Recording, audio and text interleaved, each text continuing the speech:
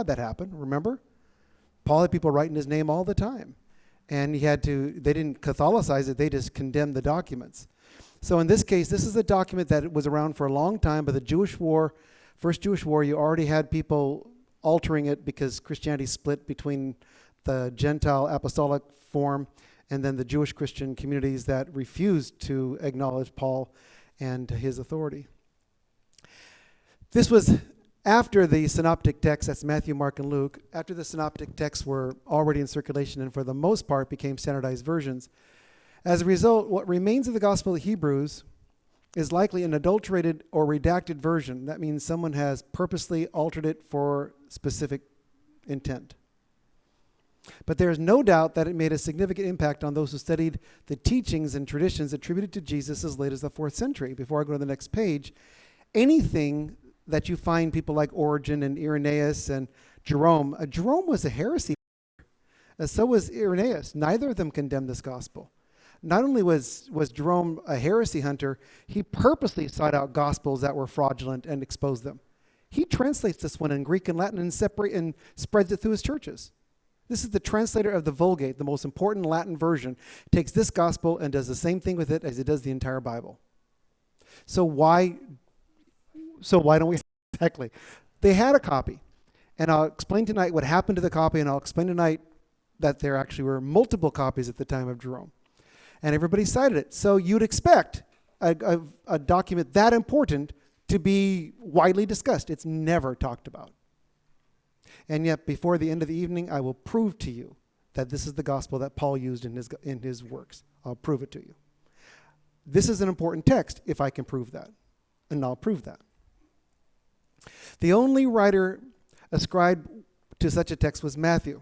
For almost universally, it was accepted that this apostle composed a work that was later integrated into the canonical account bearing his name. Whether utilized in part or in full, the present form of the gospel contains unique material from some unknown source. If I were to show you the percentages, which I will later on, 23% of Matthew is unaccounted for. It's unique material. And it sounds like the same material you'd find in the gospel according to the Hebrews. Papias, this is roughly 20% of Matthew.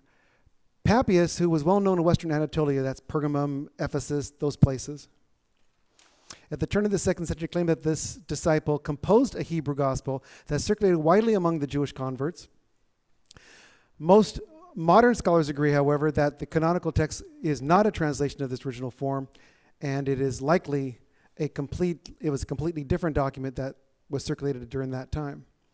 Especially since this Gospel of Matthew reads more like a polemic with Judaism than it was as a catalyst for, redemption or salvation. There's a certain intent behind the writer to compare what Jesus taught in, let's say, comparison to what you find among the Pharisees. Origen corrected this Hebrew gospel and for the intent of restoring it for the public, and Jerome, 150 years later, considered it to be an authentic apostolic treatise. The document remained popular, and for that reason, he published an edition of the Gospel according to the Hebrews and made other copies available, and he knew where other places were where it was in use, finally. Therefore, what remains of the ancient fragments are of a well-known gospel account that once circulated with authority but no longer is extant. The narrative was revised in the Jewish church after the fall of Jerusalem and was favored among the Ebionites and Nazarenes. I'll explain them in a moment, both prominent sects to emerge. The Ebionites would be the perfect example of people who opposed Paul during his ministry. They were good Jews. They believed Jesus was a law-abiding Jew. They believed that redemption comes from the biblical understanding of what righteousness is. They just denied that Jesus was the Son of God. They denied that Jesus was in any way imbued with divinity. They denied that you could avoid the Jewish holidays and such. So this is a very Jewish gospel, the one that is being described, the one that they have altered for their services. The former sect notoriously hated Paul, and because of it, they were easily removed, but they honored James, the brother of Jesus. In fact, in this gospel I'll show you tonight, James is mentioned by Paul as being the first one that Jesus visits after the resurrection. not Mary Magdalene. That's in the Gospel of the Hebrews. Not anywhere else. Not in Matthew, Mark, Luke, or John. Due to its widespread acceptance early in the Jesus movement, a date within a few years of the Apostolic Council, that's the year 50, seems probable. It is possible that the Gospel of the Hebrews is completely unrelated to the early edition that Papias identified, and that patristic writers later failed to make that distinction. However, it is quite likely that it was a significant source for the apostles who traveled with him. Now, when I was in grad school, I was told, don't write everything you hear, summarize. So what I did was I took the article that you all have, and I summarized it as I would in grad school. And what I did was take 8 pages of notes and condense them to half a page. So let's look through these. We'll skip through the document because I'm just trying to foster discussion that we can, we'll take a break and come back for the discussion and make sure that you see the documents. The Gospel of the Hebrews provides a canvas on which the life and ministry of Jesus was depicted, and it included significant events from his baptism to his resurrection. The one thing we know is that this is the core gospel that set the template, that set the standard, that provided the outline for all the other gospels to follow. One chief reason that it did not survive is because heretical groups adopted, revised, or imbued it with authority. If you got a heretical group that says we like this gospel, that makes the gospel suspicious, right? If you got a gospel that Jesus could not have said something, you got the rest of the gospel suspicious. The form that Jerome had none of those things in it. So he had a more pristine form, not one that was redacted or altered in any way. The form described in their treatment contained no virgin birth, since the Ebionites denied the event. They also considered Jesus to be a law-abiding Jew and a template for proper behavior. Following Jesus' example leads to salvation. That's not exactly what you find in the Matthew, Mark, and Luke account. Of the 12, only Matthew's name was associated with a written report of the sayings and deeds of Jesus during the Apostolic age, and as a consequence, much debate arose over how much of it correlated with the synoptic accounts. Synoptic accounts are Matthew, Mark, and Luke. They tell the same story. They're using the same template. Mark predates them, and Mark is used in the other works. So they're seen together, and synoptic means that, seen together, as if they are a single item. It was also later identified as a fifth gospel, Matthew, Mark, Luke, John, and Hebrews, by the time of Jerome. Again, remember, Jerome is in the 4th century. That's not all that far away from the canons of Scripture being determined in major synods around the world. Still uncertain is whether its original language was Hebrew or Aramaic, but it was not in its initial Hellenistic form a way we can determine without an actual copy of the text, because all the people who copied it, wrote it, or cited from it, wrote in Greek. The earliest patristic, that means early church father, the early patristic source to mention the composition belonging to Matthew was Papias.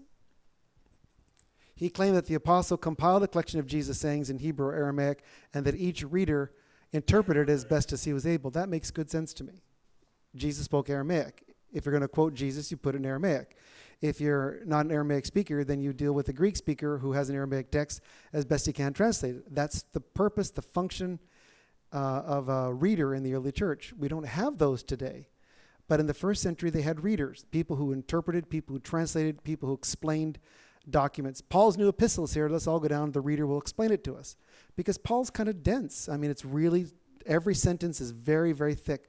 And so if you have a gospel that comes through or a new, epistle from Peter, the reader will explain it. He'll write it and read it and explain it and then make copies of it and make it available.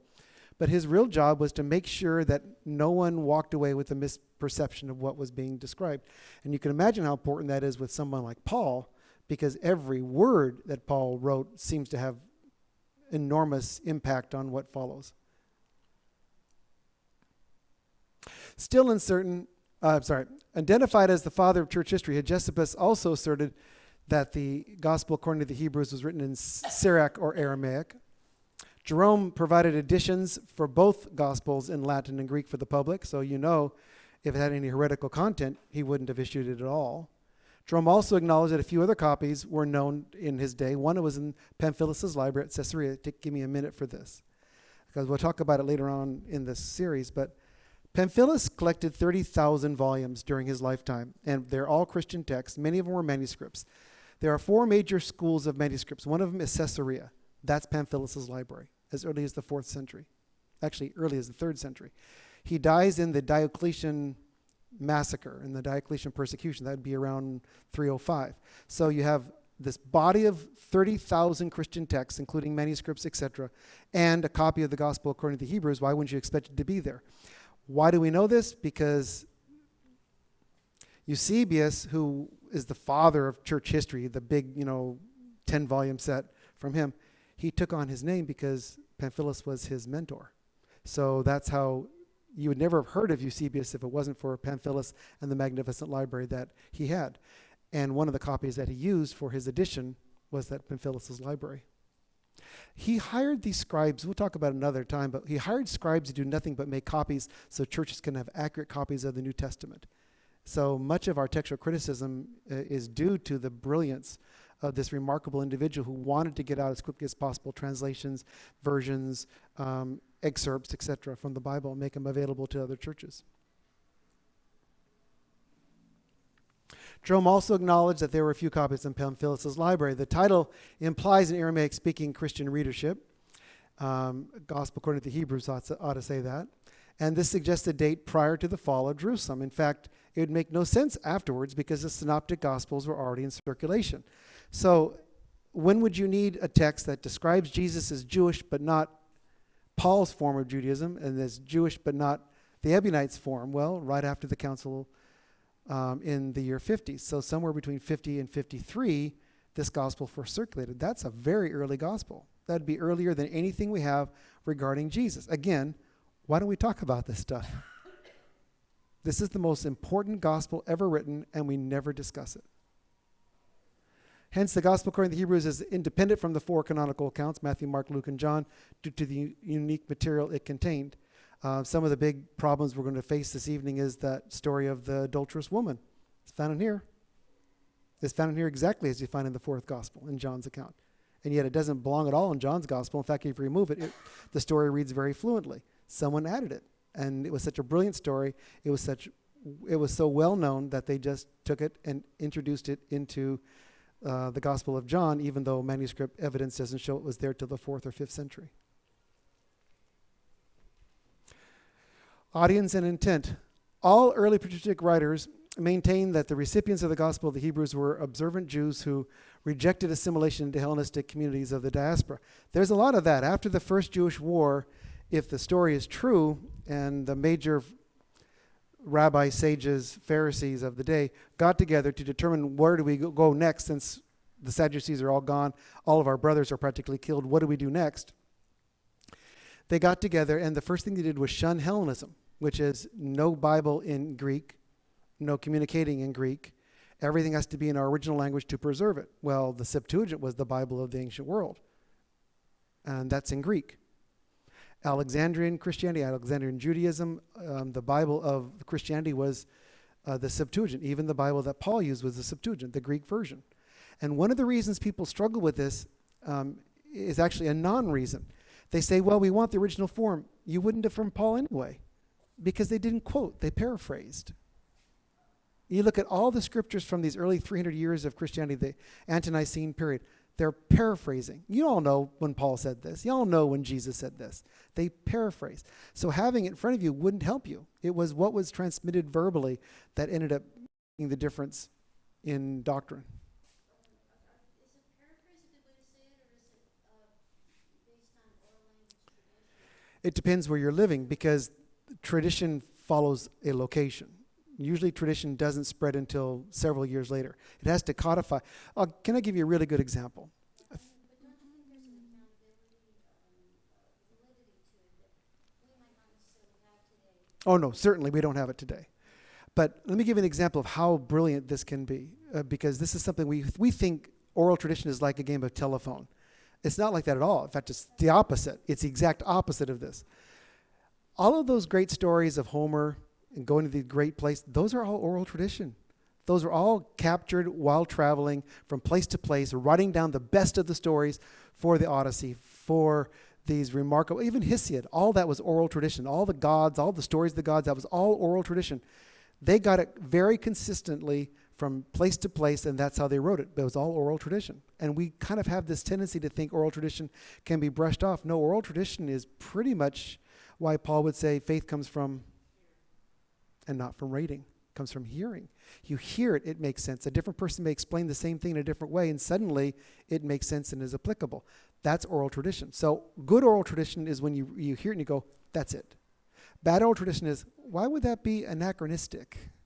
Why would you have Jesus saying something that doesn't exist in the language that he didn't speak?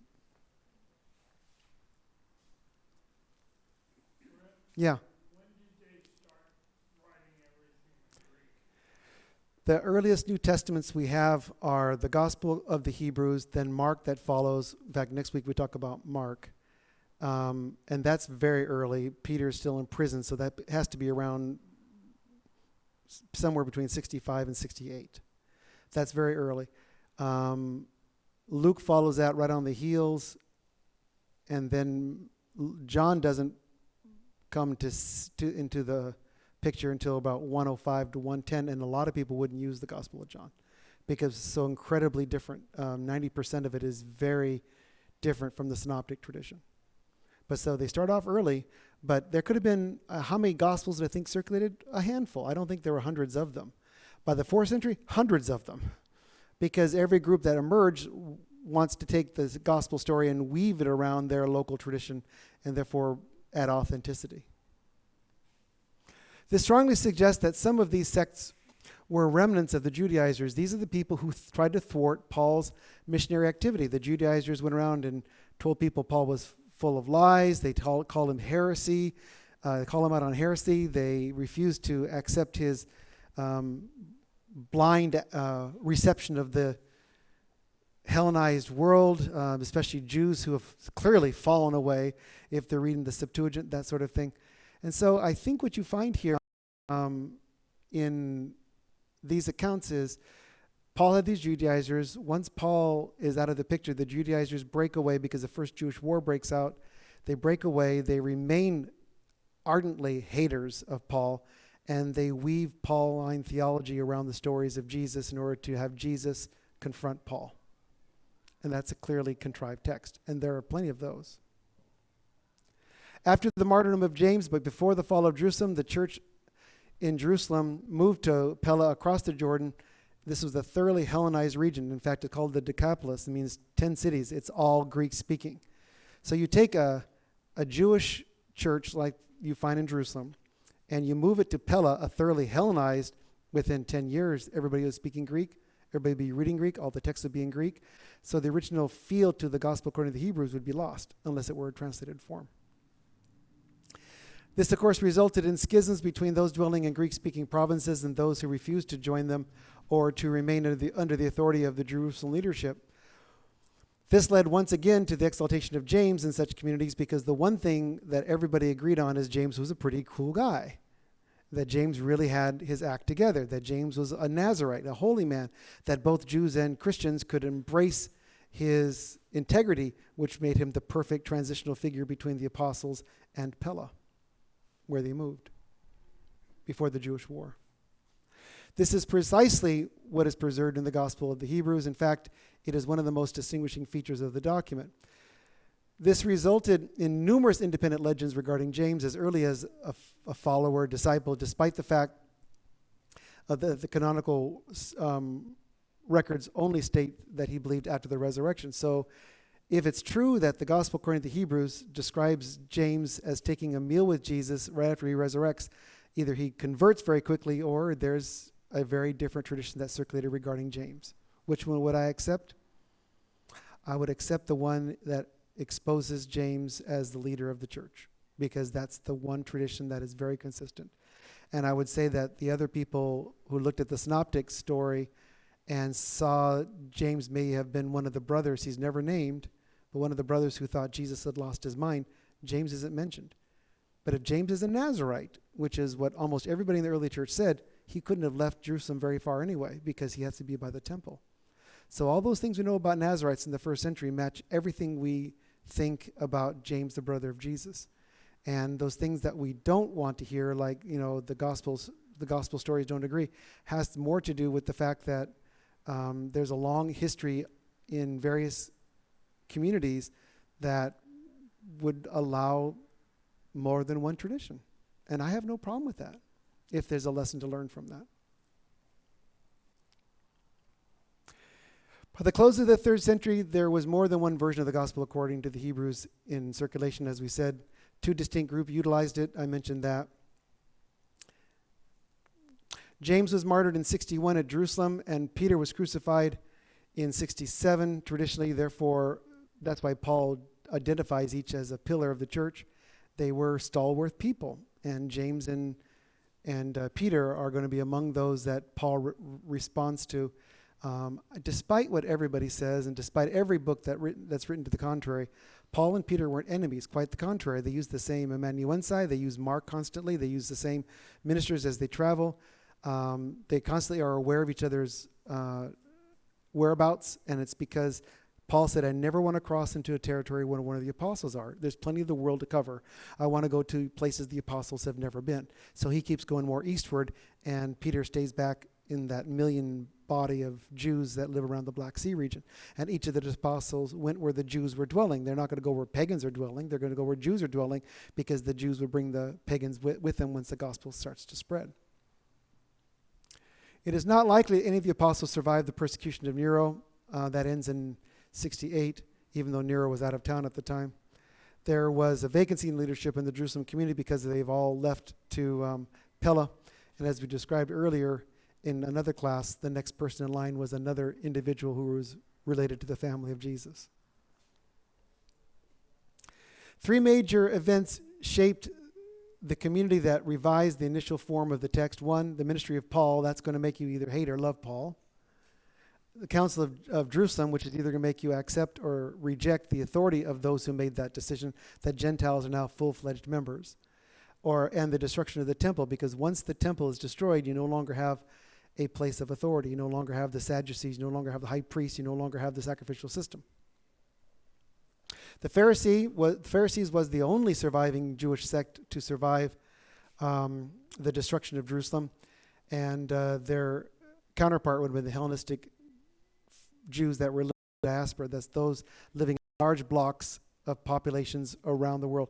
For example, the largest synagogue we've ever uncovered wasn't in Jerusalem. It wasn't in Alexandria. It was in Sardis, in Anatolia. 2,000 people could visit that synagogue at one sitting. 2,000 people. That's a diaspora.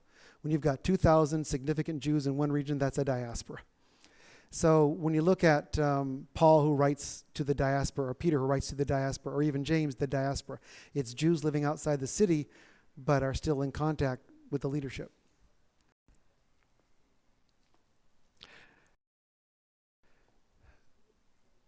The Pharisees then opposed all concessions to the encroaching Greco-Roman language, which, by the way, is also a feature of the Apocalypse of John. One of the main concerns of the writer is how quickly the Jewish church has lost ground to the Gentile movement. Around the close of the 1st century, they began to reestablish their own authority, perhaps during the Council of Yavna, and Christians were anathematized. They were cursed, not denying the Jewish form of righteousness and the legal ramifications that follow that. This especially affected the Jewish Christian sects, for they no longer remained practicing Jews, and they could not remain practicing Jews while at the same time declaring Jesus as Messiah. That's going to cause a huge rift in the early church when Jews no longer can have a sense of home in either place. And finally, denounced in both mainstream traditions, they broke away to relocate in Syria, Jordan, and further eastward into Persia in order to observe their hybrid form of the faith. Sources and resources. Papias was the source for the tradition asserting that Matthew composed the gospel in Hebrew, and Mark's account was derived directly from Peter. Fairly consistent language in it. Traveling with a few weeks ago material, especially 2 Peter, that when Paul dies in Rome,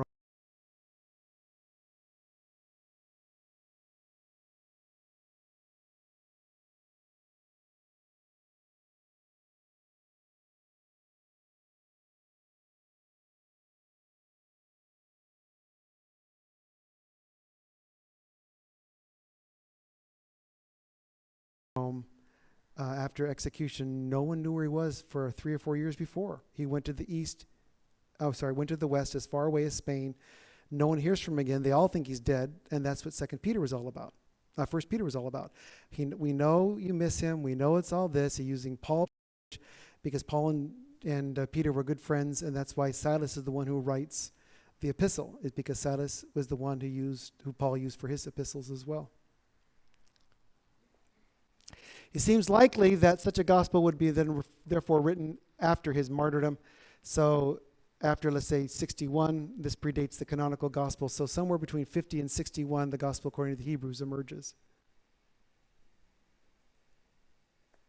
No writer in any surviving text mentions these works by name until the middle of the 2nd century, when Justin identifies the memoirs of the apostles. The first time that the apostolic treatment of Jesus was mentioned is around 150. Therefore, a well-received text like the Gospel of the Hebrews influenced the narrative of Jesus, and it may have been one of maybe half a dozen that circulated by his era. By the close of the 2nd century, Irenaeus knew the names of such Gospels. He's a heresy hunter as well, and critiqued their contents. The question is whether or not he had access to the original forms or to the traditions that he'd heard. He seems familiar with Matthew's account and maintained the tradition that some form of it actually circulated in Hebrew. Since it predates the synoptic tradition, Matthew, Mark, and Luke, it is possible that it served as a source for Matthew and Mark and Luke, but there's no way to know with confidence. There's no doubt that a prominent...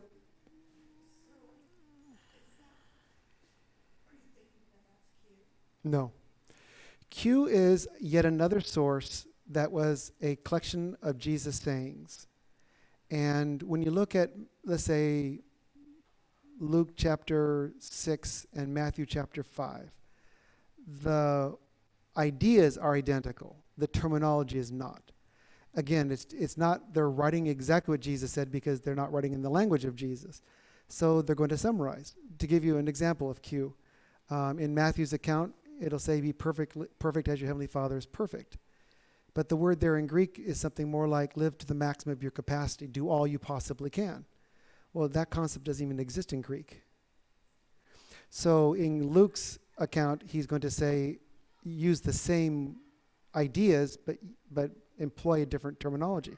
So he says, be compassionate as your heavenly Father is compassionate, because that's the apex of human endeavor. It's the apex, the highest action of a human. It's the same idea using different terminology. That would be Q. Something that Matthew and Luke use that you don't find in Mark. So it has to post-date Mark, but predate the 2nd century by far. Yeah, we'll do Q one time. Q is one of the most amazing, overstated documents in history, just overstated. But there is a real need to go and look at the sources that lie behind our Gospels, which is what we're doing this evening. The sources that lie behind. There's no doubt that prominent patristic writers cited from various non-canonical sources with authority during the first 2 centuries. Some were based on written, others on oral tradition, and this assists scholars determine the spread of Christianity to those regions. You can see, for example, in a few weeks we'll talk about the diatessaron. We know where the diatessaron was written. We know how far it circulated. First time it was translated in Latin, we know because it was on a major manuscript. We can trace it because it was a text that was widely copied. We can trace its derivation and origin and copying techniques in multiple languages pretty accurately. But that's a unique case. For example, despite the inclusion of the 4th gospel, which is Gospel of John, the narrative according to the adulteress woman, regarding the adulteress woman, does not originate in that account. In fact, she's found wedged between 2 stories in the Gospel of John. Jerome saw that the Latin Vulgate had it missing, so he saw it was missing because it wasn't in any Greek codices, including Sinaiticus or Vaticanus. So he took it and recognized that this was a document that was in Latin that wasn't in the early Greek text, even though it's in Alexandrinus, but not in the 2 major leading texts, earliest texts we have. So he kept it in the Vulgate because it was in Latin, which is how it ends up in our Bible today. By the 5th century, it was accepted as genuine, even though we may not have known its source. And the only way that's possible is because we have a Greek Bible called Codex Bezae, that the Greek is on the one hand and the Latin is on the other, and you actually compare the two texts, and that's 5th century. So we can see that some places they're included and some places they're excluded. While Papias referred to the account early in the 2nd century, his version did not specify an adulterous woman, only an accused sinner. So Papias, the Gospel of John, and the Gospel according to the Hebrews were all combined into our traditions regarding that story. The source for this version is the narrative is explicitly stated in the Gospel of the Hebrews, and this is something for which Papias was not fully aware. Justin describes the Jordan River bursting into flames when Jesus enters. That's also found in the Gospel according to the Hebrews. Therefore, it is evident that Justin, the framer of Western theology, used the Gospel according to the Hebrews alongside other traditions of Jesus and the 12. So you have Paul and you have Justin, the two leading writers, influential writers of the first 250 years of the church. And they're both recognizing the Gospel according to the Hebrews or its traditions. Now, I wanted to reconstruct as best I can based upon the texts that have survived or the citations that have survived. Sufficient allusions are preserved in patristic literature to reconstruct an outline of the original narrative of the Gospel of the Hebrews. It apparently opened with John the Baptist, like Mark's Gospel does, not the birth narrative, but the story of John, rather than the birth narrative of Matthew and Luke. The account began with the reference to Herod, the king of Judea, and to Caiaphas, the high priest, for that established the political and religious setting for the historical record. John the Baptist is introduced, as are his activities in the Jordan River. He is described as belonging to the family of Aaron, and hence he's the son of Zechariah and Elizabeth. The Gospel of the Hebrews then affirmed that everyone ventured into the wilderness to see him. After all, he represents the counterculture of the Pharisees and Sadducees and high priests. Jesus finally goes to be baptized. On this occasion, the heavens opened. A voice was heard proclaiming that this was the only beloved Son, for on that day he was begotten. Apparently, it's the Holy Spirit that is described here, because in this gospel, which was in Aramaic, the word spirit is feminine, and therefore it's the feminine spirit that gives the birth. It's the feminine spirit that is there voicing the Son of God. It's the feminine spirit that leads him into the wilderness in order for his temptation. Again, that's important only as this element of language becomes faded when you go into the Greek text. Mary decided to bring Jesus' brothers, but they desired a baptism of forgiveness, but Jesus objected when they asked him, and he said, "What sin have I committed?" Unless, of course, it was one of ignorance. So that's in the Gospel according to the Hebrews, that all the brothers of Jesus were baptized, and Jesus was asked to go, and he shows up later. I kind of like that. After the baptism, the text relays that his mother, the Holy Spirit, led him by the hairs into the great mountain of Tabor. The calling of the apostles was apparently told from the perspective of Matthew. This is the only voice given in this text. Matthew's the one that's voicing what happened.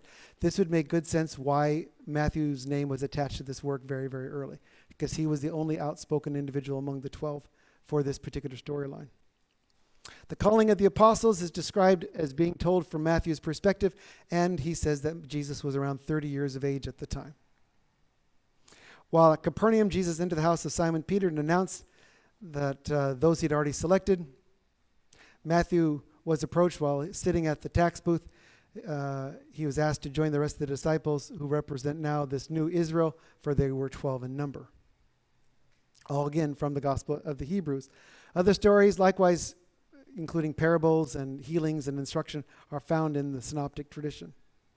James is introduced in the Gospel of the Hebrews, for he claimed that he took a binding oath at the Last Supper not to eat even bread until Jesus resurrected. Is this possible? It's quite possible. The upper room, the house where they had the upper room, as well as the house that they had that Last Supper, was a large, spacious place. You didn't just eat there, you brought your families. The wives and family members of the apostles would be there. Any household servants would be there. Anybody that was invited because it's Mary's house. Mary, not Mary, the mother of Jesus, Mary, the mother of Mark. And Mark's going to be present. That's real clear. Mark is present because it's his house. So Mark is able to roam, hearing things and curious about what was being said. And that's why you find only in the Gospel of Mark that little boy who's out watching all these things from a distance, only wearing a linen cloth over his naked body. And when the soldiers find him thinking he's a disciple, they grab him. He leaves the linen garment behind and runs away naked. That's in the Bible. That's Mark, because Mark's house was very close to the Garden of Gethsemane. It had to be because you only allowed, 300 stadia? You couldn't walk a long distance on these holidays without breaking the law. And Jesus took a step across the street, and that's about as far as he could get to the garden. So it had been a garden real close to Mark's house. Yeah. Multiple. Right. And how young, we don't know, but clearly young enough that when Barnabas and Paul are separated, he was seen as too young.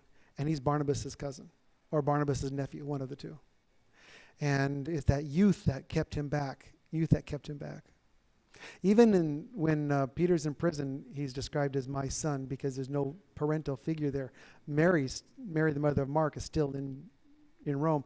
But yeah, you get this really important feature that's missing in our traditions.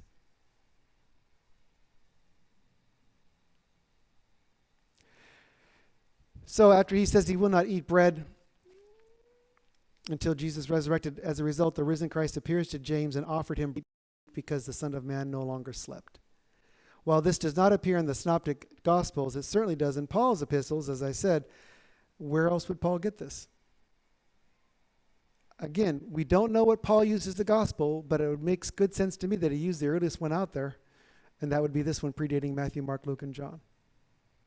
There's nothing in this text, as you can see so far, that doesn't match what we see in Mark or see in the other Gospels, except John. But in the Synoptic tradition, nothing there, nothing scandalous.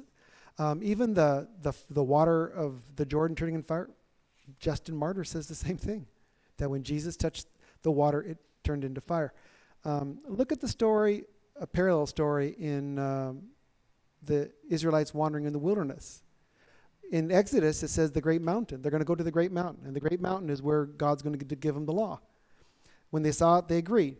In the Deuteronomy form, it says the mountain's on fire, because that's the home place of God. So if the Son of God is walking into the water and being announced as the Son of God, the water's going to be on fire. That's a Jewish tradition. The water's going to be on fire.